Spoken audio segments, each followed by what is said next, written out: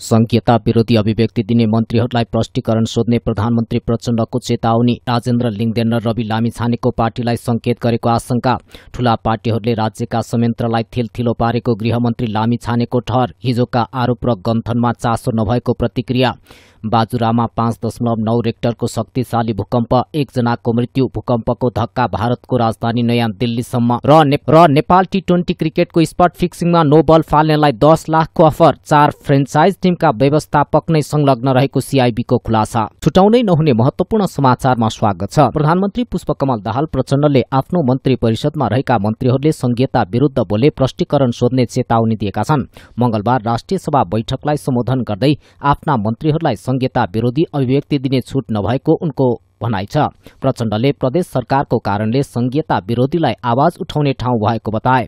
उनले प्रदेशमा मन्त्रीहरू बढाउँदै लैजानाले संघीयताप्रति असन्तुष्टि बढेको बताए। उनले आफू नेतृत्वको सरकार आएपछि 10% भन्दा बढी मन्त्री नबनाउने प्रतिबद्धताका साथ मन्त्रालय घटाउन लागेको बताए। उनले मन्त्री परिषदमा बसेर संघीयता र लोकतान्त्रिक गणतन्त्र विरुद्ध बोल्ने छुट कसैलाई नभएको समेत बताएका छन्। जनताको आन्दोलनको बलमा उठेका विषयलाई संविधानमा संस्थागत गरिएको समेत प्रधानमन्त्री प्रचण्डले बताएका छन्। सर्वसम्मत रूपमा एकात्मकताको ठाउँमा संघात्मकता, राजतन्त्रको ठाउँमा गणतन्त्र र अनि सबै उत्पीडित वर्ग समुदायको समावेशी समानुपातिक प्रतिनिधित्वमा एकमत राजनीतिक वृत्तमा पनि भएको होइन, समाजमा पनि एकमत भएको होइन। बहुसंख्यक जनताले र आन्दोलनको बलमा धेरै नेपालीहरूको बलिदान पछि एउटा यस्तो राजनीतिक माहौल बन्यो।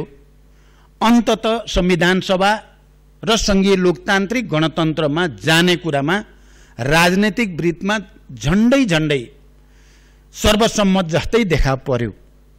तर अहिले संविधान कार्यान्वयनको यो असाध्य महत्त्वपूर्ण चरणमा अगाडि बढ्दै गर्दा फेरि एकचोटि ती विषय जो हामीले औपचारिक ढङ्गले, वैधानिक ढङ्गले र जनताको बलमा, आन्दोलनको बलमा स्थापित गरिएका हुन्, वैधानिक रूपले स्थापित गरिएका हुन्, ती विषयमाथि नै कहीँ न कहीँ कुनै न कुनै एङ्गलबाट प्रश्न उठाउने जमर्को भएको छ।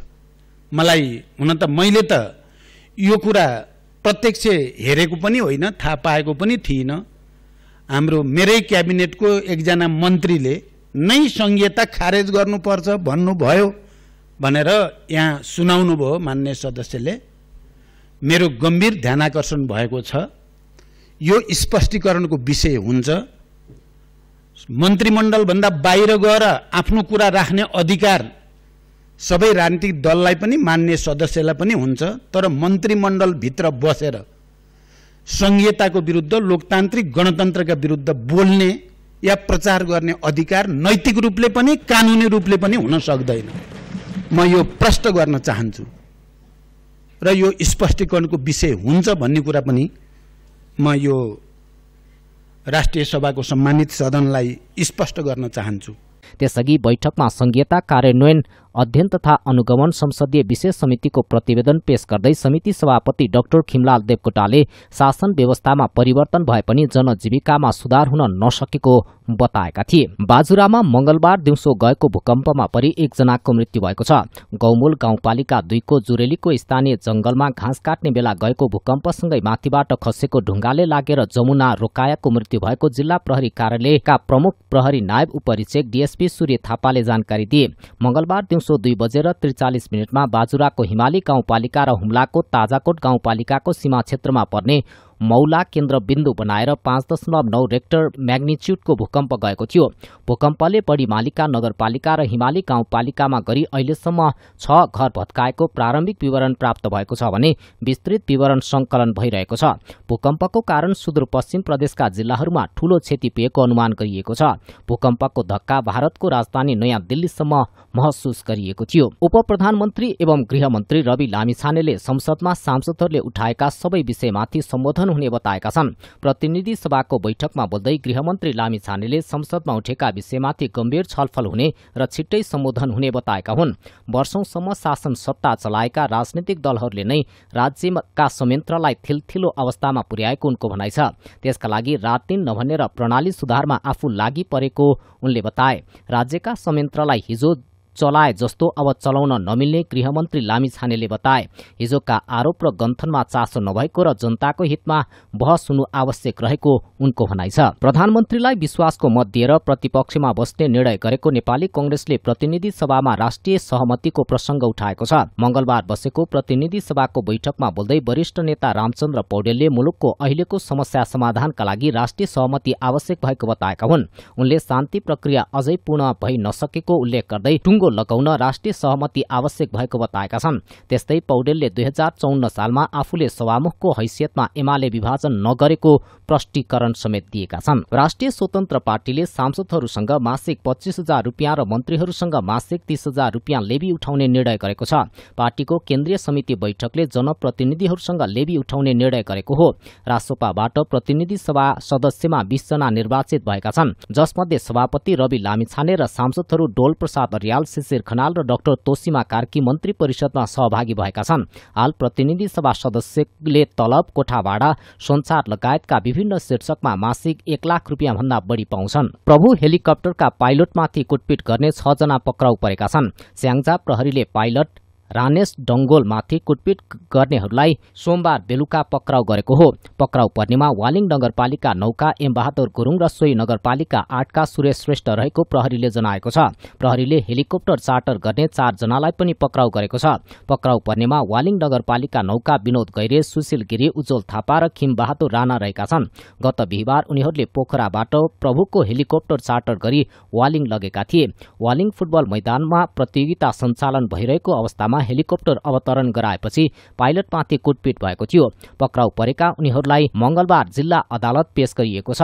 अदालतले पक्राउ परेकाहरूको अनुसन्धान गर्नको लागि प्रहरीलाई 10 दिनको समय दिएको छ। काठमाडौँको नयाँ बानेश्वरको संसद भवन अगाडि एक युवकले मंगलबार दिउँसो आत्मदाहको प्रयास गरेका छन्। प्रहरीले उनलाई उद्धार गरी उपचारका लागि कीर्तिपुर अस्पताल पुर्याएको छ। उनले आत्मदाहको प्रयास गर्नुअघि सामाजिक सञ्जालमा लामो स्ट्याटस समेत लेखेका थिए। स्ट्याटसमा उनले 36 वर्ष पुगिसक्दा पनि केही उपलब्धि हासिल गर्न नसकेको, व्यवसाय गर्दा, उद्योग चलाउँदा समस्या भोग्नु परेको उल्लेख गरेका छन्।